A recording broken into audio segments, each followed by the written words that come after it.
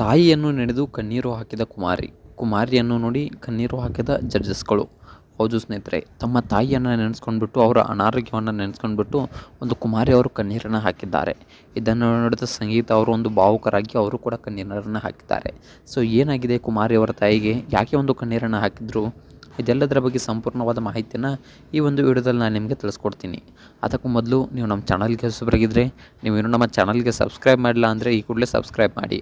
ಹಾಗೆ ಒಂದು ಪಕ್ಕದಲ್ಲಿರೋ ಬೆಲ್ ಐಕಾನ್ನ ಪ್ರೆಸ್ ಮಾಡೋದ್ರ ಮೂಲಕ ನಮಗೆ ಸಪೋರ್ಟ್ ಮಾಡಿ. ಹಾಗಿದ್ರೆ ತಡ ಯಾಕೆ ಮಾಡೋದು, ಬನ್ನಿ ಸ್ನೇಹಿತರೆ ವಿಡಿಯೋನ ಸ್ಟಾರ್ಟ್ ಮಾಡೋಣ.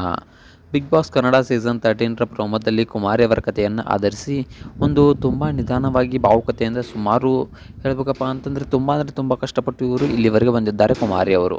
ಬಿಗ್ ಬಾಸ್ ಕನ್ನಡ ಸೀಸನ್ 13ರ ಅಗ್ನಿ ಪರೀಕ್ಷೆಯ ವೇದಿಕೆಯ ಒಂದು ಅತ್ಯಂತ ಭಾವುಕ ಹಾಗೂ ಕರಳು ಹಿಂಡುವ ಕ್ಷಣವನ್ನು ಒಂದು ಸಾಕ್ಷಿಯನ್ನು ಮಾಡಿದೆ ಈ ಕುಮಾರಿ ಅವರ ದೃಶ್ಯ. ಇದು ಕೇವಲ ಒಂದು ರಿಯಾಲಿಟಿ ಶೋನ ದೃಶ್ಯವಲ್ಲ, ಬದಲಾಗಿ 20 ವರ್ಷದ ಯುವತಿಯಾದಂತಹ ಕುಮಾರಿಯ ಬದುಕಿನ ನಿಜವಾದ ಅಗ್ನಿ ಪರೀಕ್ಷೆಯ ಕಥೆ ಅಂತಕ್ಕಂಥದ್ದನ್ನು ನಾವು ಇಲ್ಲಿ ಹೇಳ್ಬೋದು.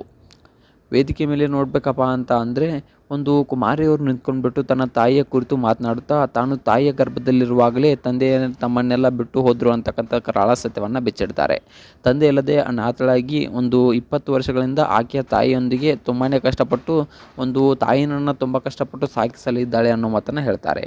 ಕುಮಾರಿ ಅತ್ಯಂತ ಭಾವುಕಳಾಗಿ ಒಂದು ಕಣ್ಣೀರನ್ನು ಕೂಡ ಹಾಕ್ತಾರೆ. ಆದರೆ ವಿಧಿಯ ಆಟ ಬೇರೆ ಇತ್ತು. ಇಷ್ಟು ವರ್ಷಗಳ ಕಾಲ ಮಗಳಿಗಾಗಿ ಒಂದು ಕಷ್ಟಪಟ್ಟಂತಹ ತಾಯಿಗೆ ಈಗ ಹೃದಯ ಸಂಬಂಧಿತ ಕಾಯಿಲೆ ಇದೆಯಂತೆ. ತನ್ನ ತಾಯಿಯ ಈ ಸ್ಥಿತಿಯನ್ನು ಕಂಡು ಕಣ್ಣೀರು ಹಾಕಿದ ಕುಮಾರಿಯವರು ತಾಯಿಯ ಆರೋಗ್ಯವನ್ನು ಸರಿಪಡಿಸಲು ತನಗೆ ಗೊತ್ತಾಗುತ್ತಿಲ್ಲ ಅನ್ನೋ ಮಾತನ್ನು ಕೂಡ ಹೇಳ್ತಾ ಇದ್ದಾರೆ. ತುಂಬ ತೀವ್ರತೆ ಮತ್ತು ಅಸಹಾಯಕತೆಯಿಂದ ಕೂಡಿದ ವೇದಿಕೆ ಮೇಲೆ ತುಂಬಾ ಒಂದು ಕೋಪವನ್ನಾಗಲಿ ಒಂದು ಭಾವುಕತೆಯನ್ನು ವ್ಯಕ್ತಪಡಿಸಿದ್ರು ಕುಮಾರಿಯವರು. ನಾನು ದಿನಪೂರ್ತಿ ದುಡಿದರೂ ಕೂಡ ನನಗೆ ಸಿಗುವುದು ಕೇವಲ ₹150 ಮಾತ್ರ. ಆ ಹಣದಲ್ಲಿ ನಾನು ನಿನ್ನನ್ನು ಹೇಗೆ ಸರಿಪಡಿಸಲಿ ಅನ್ನೋ ಮಾತನ್ನು ಒಂದು ತಮ್ಮ ತಾಯಿಗೆ ಕೇಳಿ ಬಿಕ್ಕಿ ಅಳುತ್ತಾಳೆ. ಕುಮಾರಿಗೆ ಈ ಸಮಾಜದಲ್ಲಿ ದೊಡ್ಡ ಸ್ಥಾನಮಾನ ಗಳಿಸಬೇಕು, ಹೆಸರು ಗಳಿಸಬೇಕು ಎಂಬ ಯಾವ ಆಸೆಯೂ ಉಳಿದಿಲ್ಲ.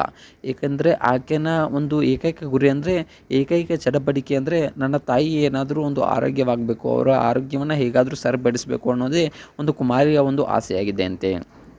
ನಿನ್ನನ್ನು ಇಷ್ಟು ಬೇಗ ಕಳೆದುಕೊಳ್ಳಲು ನನಗೆ ಇಷ್ಟವಿಲ್ಲ ಅಮ್ಮ ಅಂತ ಆಕೆ ವೇದಿಕೆ ಮೇಲೆ ತಮ್ಮ ತಾಯಿಗೆ ಒಂದು ಕಾಲ್ ಮಾಡಿ ಕಣ್ಣೀರನ್ನು ಸುರಿಸ್ತಾರೆ.